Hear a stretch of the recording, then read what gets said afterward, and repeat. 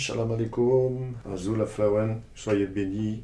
Aujourd'hui, nous allons ensemble étudier, et je vais vous donner quand même le titre quand même, pourquoi écouter la voix de la sagesse.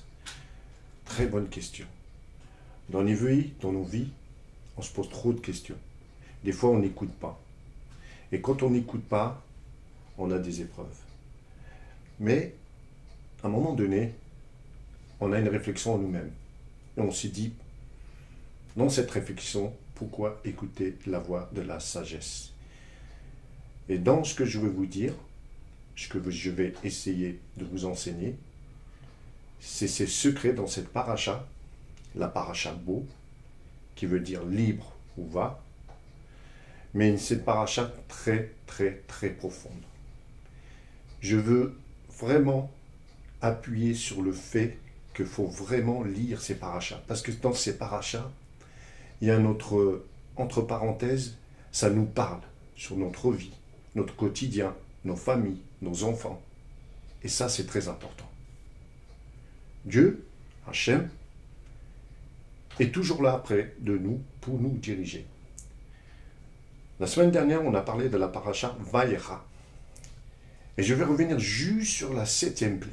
Cette 7e plaie que vous connaissez tous, c'est les grêlons et le feu qui se mêle mais qui ne se consume pas. Ça, c'est un prodige de Dieu. Et là, Pharaon a vu que la main, le doigt de Dieu était là.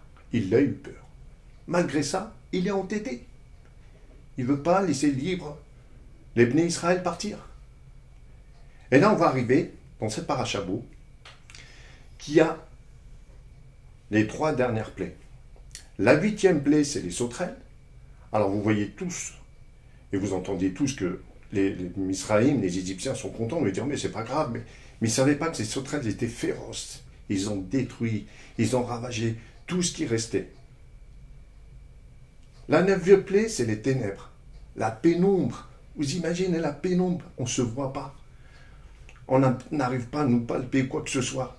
C'est quelque chose d'étrange. Mais malgré tout ça, Pharaon n'écoute pas. La 9e plaie, c'est vraiment de savoir ce que pense Hachem.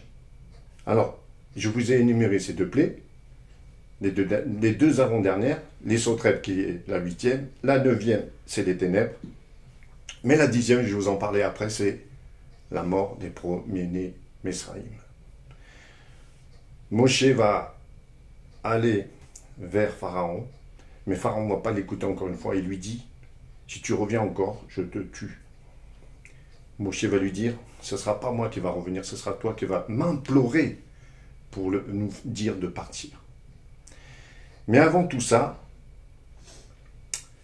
Hachem donne l'ordre d'offrir le sacrifice de Pessah et d'observer Pessah dans toutes les générations. Le 10 du mois de Nissan, qui est à peu près dans les mois du printemps, chaque chef de famille devra prendre un agneau mâle sans défaut, âgé d'au moins d'1 an, sans défaut. Quand tu offres quelque chose à Dieu, c'est sans défaut. Et là, je vais vous lire le passage justement de ce sacrifice qui doit être fait dans de beaux termes et dans l'ordre. On ne fait pas n'importe quoi avec Hachem. Et Moshe, c'est ce qu'il va dire au Bnei Israël, à tous les chefs de famille. Pourquoi Hachem a-t-il ordonné de tremper l'hysope dans le sang? L'hysope est le plus humble des plantes. Hachem faisait ainsi une allusion au Bnei Israël, au peuple d'Israël. Bien que les Misraïm, les Égyptiens, vous méprisent donc comme l'hysope, à mes yeux, vous êtes précieux. Le linteau qui est le plus haut que le menton représente Abraham, et les 2 mentons, Israël et Yaakov, pour montrer que les Bnei Israël seraient épargnés de la plaie de la mort des premiers-nés par le mérite de leur père leur étant insuffisant. On va avancer, et là va arriver la 10e plaie. Chiffre 10, qui veut dire beaucoup. Et vous savez que le chiffre 10, même si là on dit que la 10e plaie va toucher tous les premiers Misraïm, il y a une chose qui ne va pas toucher les Misraïm, qui ne va pas toucher les Israélites, les Bnei Israël, c'est quand ils vont mettre le linteau, quand ils vont égorger l'agneau et tremper l'hysope avec le sang et le mettre autour des linteaux, c'est pour rappeler que le Dieu est Echad. C'est pour ça que tous les Bnei Israël, quand ils lisent et qu'ils mettent leurs mains au front et lisent le chemin Israël, écoute Israël, l'Éternel est notre Dieu, il est Echad, et là ils vont suivre les préceptes, ils vont faire tout ce que Moshe va lui dire. Ce qui se passe, c'est que je vais vous lire le paragraphe qui nous parle de ce que Hachem va faire, et ce que Israël, les Bnei Israéliens vont accomplir sans se poser de questions, parce que tout ce que Moshe leur avait dit au début était accompli. Les Bnei Israël font la Mila. Qu'est-ce que la Mila? C'est la Brit Mila. Ils ne peuvent pas rentrer dans la terre sainte sans la Brit Mila. Mais les Bnei Israël, en général, même ceux qui vont se greffer, qui s'appellent les Erev Rav, que ce sont les Misraïens, mais qui vont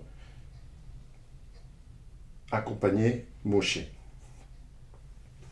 Moshe rapporta au Israël les commandements divins concernant le Korban Pessah et conclut en annonçant: lorsque vous rentrerez en Eretz Israël et que vos enfants vous poseront des questions sur la signification offerte le 14 Nissan, qui est Pessah, vous leur direz: c'est le sacrifice de Pessah pour Hachem qui est passé au-dessus de nos maisons en Égypte et nous a délivrés.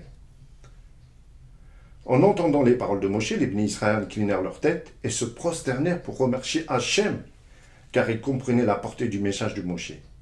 Ils allaient bientôt être rachetés, ils allaient entrer en Eretz Israël, et ils auraient une descendance. Et c'est ça qui est fort et qui est beau, c'est que dans l'unanimité, tous les Bnei Israël se sont mis, ils ont fêté Pessah, ils ont raconté l'histoire de Pessah, et à un moment donné, on peut faire ce qu'on veut, les réflexions qu'on veut. Et ce titre que je vous ai donné tout au début, pourquoi écouter la voix de la sagesse, c'est extrêmement important. Ne pas faire comme Pharaon. Pharaon, à un moment donné, va tout perdre. Même ses enfants, sa famille, il va tout perdre. Il va aller de ville en ville. Il va aller chez Goshen. Il va chercher Moshe pour lui dire: pars, c'est bon. Mais pour lui, c'était trop tard. Il aurait dû le faire avant. C'est ça, il faut toujours, quand je le dis, écouter la voix de la sagesse. Pourquoi on l'écoute? C'est pour arriver dans une période où on n'est pas bien, d'être dans la réflexion. Même on a eu des épreuves. On sait qu'on a des épreuves. Mais à travers ces épreuves, on apprend de ses erreurs. Et c'est ça qui est important. Pour aller un peu plus loin, les Bnei Israël vont quitter. Mais avant de quitter, ils vont y avoir cette promesse. Abraham avait dit que les Bnei Israël, quand ils sortiront de Misraïm, de Goshen, apporteront de l'or et de l'argent, cette promesse. Et ils ne vont pas partir simplement seuls, parce que grâce à Youssef, qui a été immergé avec son cercueil dans le Nil, Moshe va prendre ce cercueil et va l'amener en Eretz Israël pour qu'il soit enterré. Pour conclure, dans cette paracha, en général, c'est vrai qu'on se dit, mais pourquoi Pharaon s'est entêté? Il a perdu plein de sa population. Il n'avait rien à faire de sa population. C'est ce qui se passe un peu dans ce monde. Ce qu'on entend, c'est que quand un chef qui n'est pas à la gloire de Dieu et qui n'apprend pas de ses erreurs, arrive malheureusement ce qui va arriver.